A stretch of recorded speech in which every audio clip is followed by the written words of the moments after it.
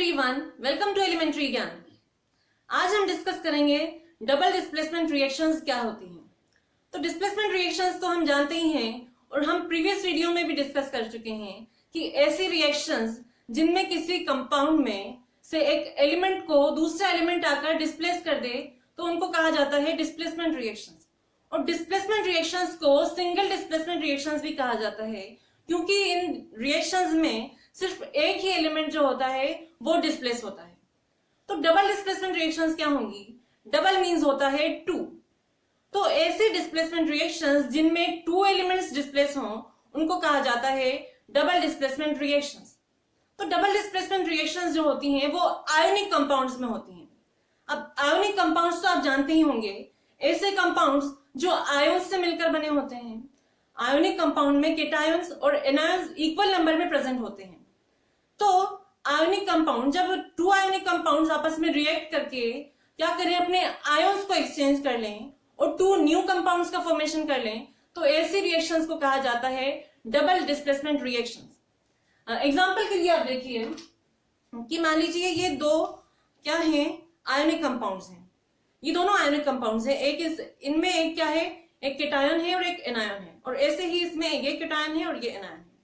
तो ये दोनों आयोनिक कंपाउंड इस तरह से रिएक्ट करें कि इस वाले कंपाउंड का केटायन इस वाले कंपाउंड के एनायन के साथ रिएक्ट कर ले। मतलब ये क्या हो, रेड और ब्लू ये दोनों एक साथ आ जाए, और ये क्या हो, ये दोनों ब्लैक एक साथ आ जाए। तो क्या हुआ, ये न्यू कंपाउंड्स का फॉर्मेशन हो गया। तो ऐसी ही रिएक्शंस को क्या कहा जाएगा, डबल डिस्प्लेसमेंट रिएक्शंस। तो डबल डिस्प्लेसमेंट रिएक्शंस की डेफिनेशन क्या होंगी, let us C. Double displacement reactions are those reactions in which two ionic compounds react by an exchange of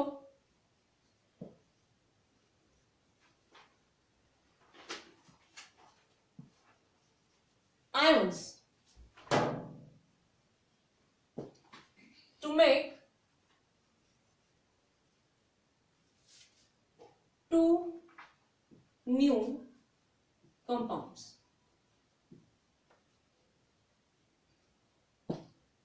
इसका क्या मीनिंग है? इसका मीनिंग ये है कि दो आयोनिक कंपाउंड्स हैं, वो क्या होंगे, आयन से मिलकर बने होंगे। तो उनके आयन जब एक्सचेंज हो जाएं या उनके प्लेसेस स्विच कर लें और टू न्यू कंपाउंड्स का फॉर्मेशन कर लें, तो ऐसी रिएक्शंस को क्या कहा जाता है, डबल डिस्प्लेसमेंट रिएक्शंस। मान लीजिए A B and C D क्या है, टू आयोनिक कंपाउंड्स हैं। तो इनके आयन्स क्या होंगे, ए क्या है, मतलब ए बी जो है ये क्या है, केटायन और एनायन से मिलकर बना है। मान लीजिए ए क्या है, पॉजिटिव आयन है और बी है इसका निगेटिव आयन। ऐसे ही सी डी कंपाउंड में एक क्या होगा, एक तो होगा केटायन होगा, ठीक है, और एक होगा एनायन। तो ये दोनों कंपाउंड्स इस तरह से रिएक्ट करें कि ये वाला जो केटायन है ये इस वाले कंपाउंड के एनायन के साथ रिएक्ट कर ले, और इस वाले कंपाउंड का केटायन इस वाले कंपाउंड के एनायन के साथ रिएक्ट कर ले। तो क्या होगा, न्यू कंपाउंड्स जो बनेंगे वो क्या बनेंगे, एक तो बनेगा ए डी और दूसरा बनेगा B C. B C and A D, तो ये क्या हो गए, न्यू कंपाउंड्स बन गए। तो ये क्या होंगी, डिस्प्लेसमेंट डबल डिस्प्लेसमेंट रिएक्शन होंगी, क्योंकि यहाँ पर ये जो ए बी कंपाउंड था इसमें से क्या हुआ, बी डिस्प्लेस हो गया, और यहाँ पर ये जो सी डी कंपाउंड था इसमें से क्या हुआ, सी डी डिस्प्लेस हो गया। दैट मीन्स टू एलिमेंट्स या ग्रुप ऑफ एलिमेंट्स जब डिस्प्लेस हो जाए या उनको कोई और एलिमेंट्स आकर रिप्लेस कर दें तो उनको कहा जाता है डबल डिस्प्लेसमेंट रिएक्शन। अब इसका एग्जाम्पल क्या होगा, फॉर एग्जाम्पल अगर हम बात करें सिल्वर नाइट्रेट की। सिल्वर नाइट्रेट एक कंपाउंड होता है, आयोनिक कंपाउंड AgNO3, ठीक है। तो जब ये आयोनिक कंपाउंड सोडियम क्लोराइड के साथ रिएक्ट करता है तो क्या होगा, ये क्या है, एक Ag पॉजिटिव आयन से मिलकर बना है और नाइट्रेट नेगेटिव आयन है, मतलब एनायन है। और ऐसे ही NaCl सोडियम क्लोराइड किससे मिलकर बना होता है, sodium ion and chloride ion से मिलकर बना होता है। तो ये क्या होगा, ये जो इसका पॉजिटिव आयन है इस वाले कंपाउंड का, मतलब सिल्वर जो आयन है ये क्या करेगा, ये क्लोरीन वाले क्लोराइड आयन से रिएक्ट करके क्या बना लेगा, सिल्वर क्लोराइड का फॉर्मेशन कर लेगा। सिल्वर क्लोराइड का फॉर्मूला होता है AgCl, और साथ में दूसरा कंपाउंड क्या बनेगा, सोडियम नाइट्रेट NaNO3। तो ये क्या हो गई, डबल डिस्प्लेसमेंट रिएक्शंस हो गई। तो ये जो डबल डिस्प्लेसमेंट रिएक्शंस होती हैं ये एक्चुअल में टू टाइप्स की होती है। टू टाइप्स कौन कौन सी होती हैं, एक तो होती है प्रेसिपिटेशन रिएक्शन और दूसरी होती है न्यूट्रलाइजेशन रिएक्शन। अब ये प्रेसिपिटेशन या न्यूट्रलाइजेशन रिएक्शंस क्या होती हैं, लेट अस सी। इसका फर्स्ट टाइप क्या था, प्रेसिपिटेशन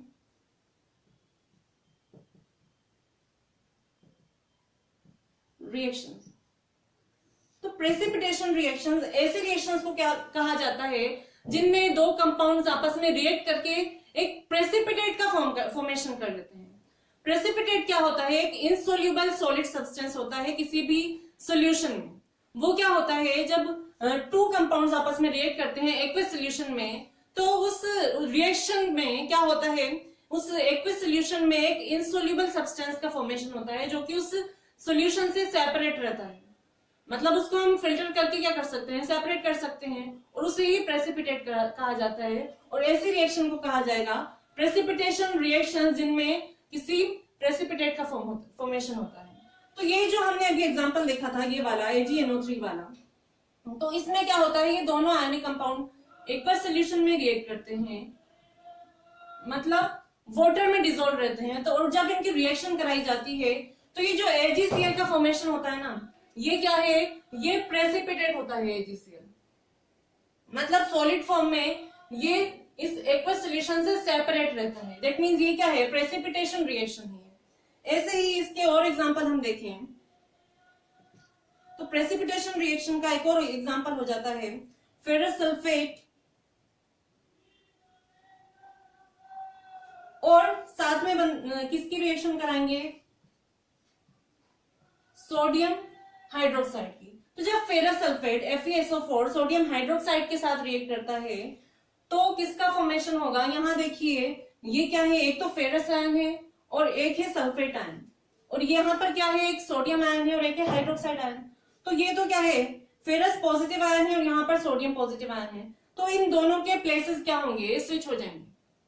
मतलब ये जो फेरस आयन है ये इस हाइड्रोक्साइड आयन के साथ रिएक्ट करके क्या बना लेगा, फेरस हाइड्रोक्साइड, और दूसरा कंपाउंड क्या फॉर्म होगा हमारे पास, सोडियम सल्फेट। तो जो फेरस हाइड्रोक्साइड है ये इसका क्या बनेगा, प्रेसिपिटेट, एक व्हाइट कलर्ड इनसोल्यूबल सब्सटेंस बन जाता है इस रिएक्शन में। ये एक्वस सॉल्यूशन में होगी पूरी रिएक्शन, तो उसको क्या कहेंगे, प्रेसिपिटेट। और ये रिएक्शन क्या होंगी, प्रेसिपिटेशन रिएक्शंस होती हैं। अब नेक्स्ट टाइप जो थी हमने डिस्कस करा था कि ये सेकंड टाइप के, दो टाइप के होते हैं डबल डिस्प्लेसमेंट रिएक्शन। तो एक तो हमने देख ली प्रेसिपिटेशन रिएक्शन। अब जो सेकंड टाइप की होती है वो होती है न्यूट्रलाइजेशन रिएक्शंस। न्यूट्रलाइजेशन रिएक्शंस, अब न्यूट्रलाइजेशन रिएक्शंस तो आप जानते ही होंगे। न्यूट्रलाइजेशन रिएक्शन क्या होती हैं, ये एसिड और बेस के बीच में होती है। मतलब जब एक एसिड एक बेस के साथ रिएक्ट करके क्या बनाता है, एक न्यूट्रल सब्सटेंस का फॉर्मेशन कर लेता है और साथ में वाटर भी फॉर्म होता है। तो वो जो न्यूट्रल सब्सटेंस, मतलब वो ना तो एसिड होगा और ना ही बेस होगा, उसको हम क्या कहते हैं, सॉल्ट कहते हैं। और इन रिएक्शंस को कहा जाता है न्यूट्रलाइजेशन रिएक्शंस। फॉर एग्जांपल, इसका हम एग्जांपल देखते हैं कि जब सोडियम हाइड्रोक्साइड की रिएक्शन किससे कराई जाती है, HCl, हाइड्रोजन क्लोराइड से। तो ये क्या है, सोडियम हाइड्रोक्साइड तो आप जानते ही होंगे, ये है एक बेस, और HCl होता है एसिड।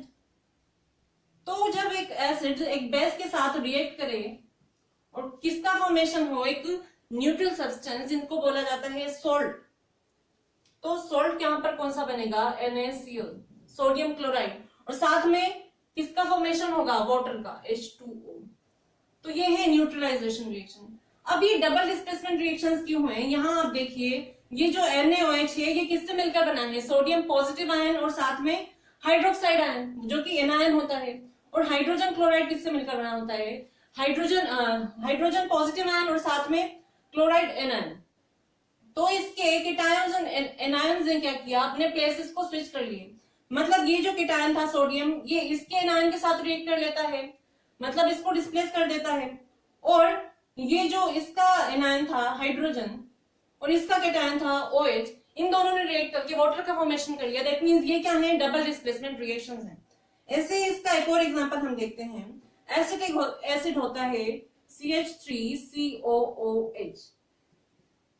तो जब ये सोडियम हाइड्रोक्साइड के साथ रिएक्ट करेगा तो किसका फॉर्मेशन होता है, इसमें फॉर्मेशन होता है CH3COONA, जिसको बोला जाता है सोडियम एसिटेट, और साथ में वाटर का फॉर्मेशन होता है।